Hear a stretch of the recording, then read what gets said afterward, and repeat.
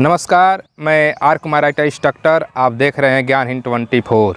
Israel और भारत के बीच जो समझौता हुआ है, आप सभी लोगों के लिए गुड न्यूज़ है। जितने भी लोग इजराइल जाना चाहते हैं, भारत के जितने भी श्रमिक इजराइल जाना चाहते हैं, उन सभी लोगों के लिए यह गुड न्यूज़ है। यह न्यूज़ निकल के आई है सामने आप लोगों के बीच में।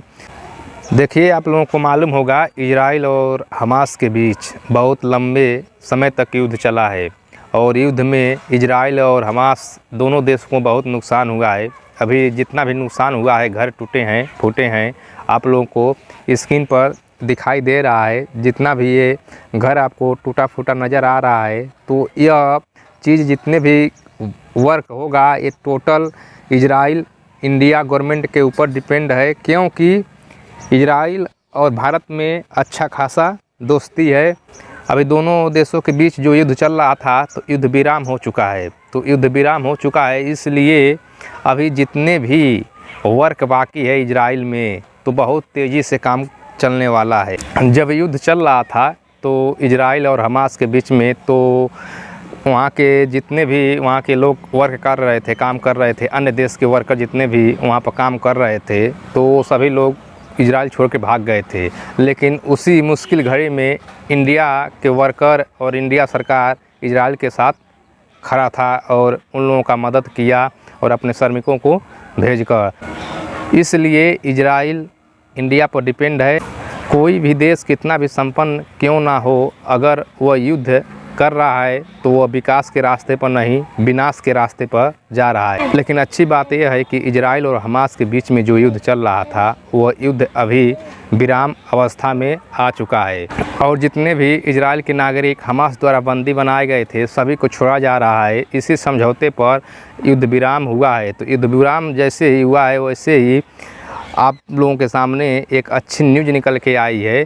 जितना भी वैकेंसी खाली है या जितना भी घर टूटा उटा है इजराइल में, जैसे युद्ध हुआ है, तो देखिए यह युद्ध होने का परिणाम देखिए आप लोग। किसी भी देश में अगर युद्ध चलता है तो यही परिणाम होता है कि जितने भी टूटे फूटे घर दिखाई दे रहा है, तो हर एक चीज़ को एक ज़रूरत होगा, वहाँ पर निर्माण करने के लिए श्रमिकों का ज़रूरत होगा। तो वो श्रमिक कहाँ से आए? तो इजराइल और भारत के बीच में अच्छा खासा दोस्ती है। जब इजराइल में युद्ध चल रहा था, तो भारत ऐसा देश था जो सहयोग किया। तो इसीलिए 2025 में एक समझौता हुआ है। जितना भी वर्क से संबंधित वर्क होगा, कोई भी ट्रेड हो, इलेक्ट्रीशियंस हो, प्लम्बर हो, या टाइल्स मेसन्स हो, या प्लास्टर मेसन्स हो, जो भी फिटर हो, कारपेंटर हो, आयरन बारबेंडर हो, हर एक ट्रेड की वैकेंसी आप लोगों को 2025 में लाखों नौकरियां इजराइल देने वाला है भारत के श्रमिकों को। जब कोई देश उसका साथ नहीं दे रहा था, तो उतने मुश्किल घड़ी में भारत ने अपने श्रमिकों को इजराइल भेजा, वो भी युद्धग्रस्त क्षेत्र में।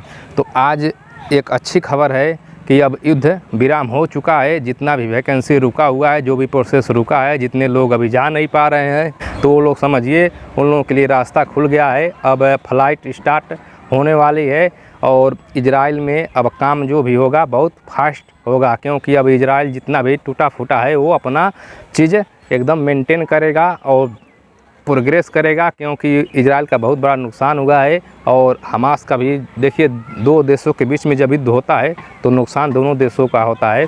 समझौता ही उसका एक सफल रास्ता होता है। जिस देश में अगर युद्ध चल रहा है, तो इस युद्ध विराम ही सबसे अच्छा तरीका होता है। युद्ध किसी विकास का परिणाम नहीं होता है। तो देखिए, इजराइल में वैकेंसी हर एक ट्रेड की आएगी, आप लोग परेशान मत होइए। और जितने भी ट्रेड जो भी टूटा फूटा हुआ है, हर एक ट्रेड के लोग वहाँ पर काम करेंगे। जैसे देखिए क्या हालत हुआ है इजराइल में, तो उसको बनाने के लिए हर एक ट्रेड की ज़रूरत है। एक घर जब बनता है तो उसमें प्लम्बर से लेकर इलेक्ट्रीशियंस, कारपेंटर सब लोग लगते हैं। तो 2025 में जो समझौता हुआ है भारत के श्रमिकों को इजराइल ले जाने के लिए, तो वो अब समय आ गया है। युद्ध विराम हो चुका है। अब बहुत जल्द और हर एक वीज़ा प्रक्रिया बहुत ही फास्ट होने वाली है। जो भी फ़्लाइट रुकी हुई है, अब फ़्लाइट स्टार्ट हो जाएगी, क्योंकि अब इजराइल पूरा रुख अपने देश के विकास पर करेगा। जो भी नुकसान हुआ है, वो अपना बहुत तेज़ी से फास्ट ग्रोथ करने का प्रयास करेगा कि जो भी नुकसान हुआ है हमारे देश में बहुत तेज़ी से सब कुछ मेंटेन हो जाए, क्योंकि इजराइल देखिए एक संपन्न देश है, तो वह हर एक चीज़ बहुत फास्ट करने का प्रयास करेगा। तो आप लोग संयम बना के रखिए, जितने भी लोग इच्छुक हैं इजराइल जाने के लिए।